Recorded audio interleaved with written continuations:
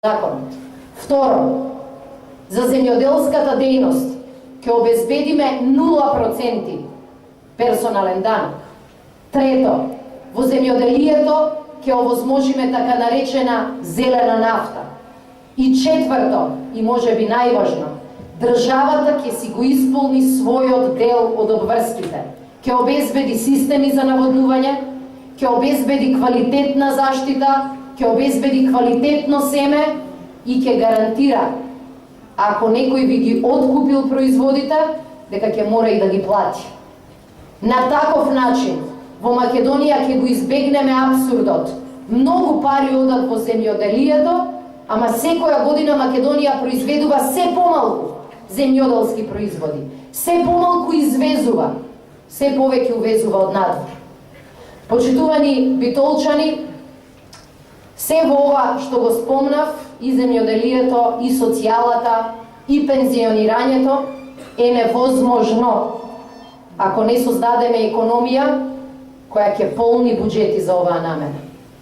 А сето тоа е невозможно ако во Македонија не создаваме шанса и за новите генерации да дојдат до работа. Пред да дојдам во Битола, ги проверив малку статистиките.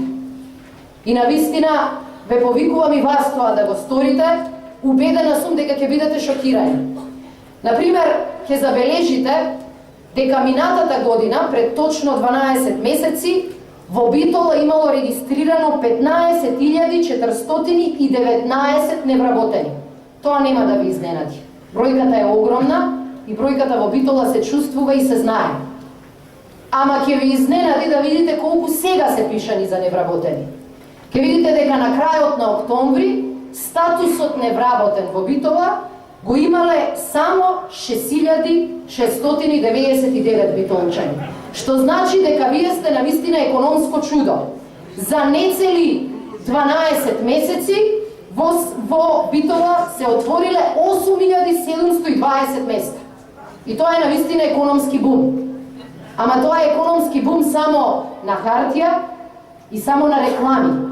Ако го земете второто ливче и видите колку луѓе од евиденцијата на невработени добиле работа на неодредено време, ќе видите дека бројката е само 356. Ова е таа економска лага, која шета низ Македонија и се труди да ги мами луѓето. За 5 месеци од оваа година, првите 5 месеци, кога Агенцијата за вработување престана да пријавува податоци за невработени месец за месец, од евиденцијата на еден или на друг начин исчезнаа повеќе од 8.000 луѓе. И да бидам искрена, не е само една причина. Бришењето од евиденција, за која сите сме чуле. Луѓето заминуваат, младите заминуваат и нашиот капитал, најголемиот човечки капитал, пред наши очи исчезнува.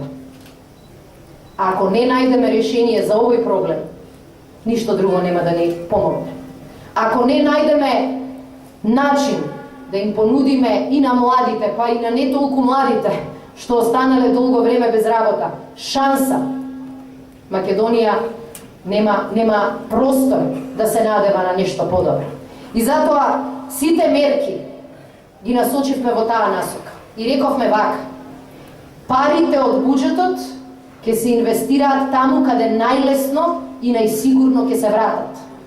Затоа е многу амбициозна нашата програма за инвестирање во инфраструктура. Тие веднаш излегоа и исклукаа. Излеговме со 3 клучни правци на кои ќе инвестираме во автопатско решение. И првото кое го истакнавме беше дека Скопје, главниот град, ќе го поврземе со автопат и со Прилеп, и со Битола, а преку Битола и до границата. Сметаме дека само вака ќе го дигнеме овој регион да биде тоа што бил. Само вака ќе го поврземе главниот град со неговите клучни делови. Само вака ќе им понудиме шанса и на фирмите, и на граѓаните да не бегаат преку граница, туку да останат тука. Се разбира дека оваа сегашна влада многу често сече ленти за патишта и ќе каже: вие ветувате, а ние реализираме. Дај Боже да беше така. Оти јас денеска ќе дојдев по автопат до Битола. Оти вечерва во ниедно време немаше да се плашам од плетвари. Ама не е така. Факт е дека во овие изминати 7 години оваа влада изгради само 7,5 километри автопат, а и тој од кредит. Сите клучни магистрални правци во државата ги сечеа лентите, ама не ги дадоа парите. Овие министри ќе сечат ленти, а некои други ќе ги враќаат кредитите. Овој премиер ќе се пофали, а некој друг ќе треба мисли како да се создадат тие милиони евра кои ќе треба да се вратат назад.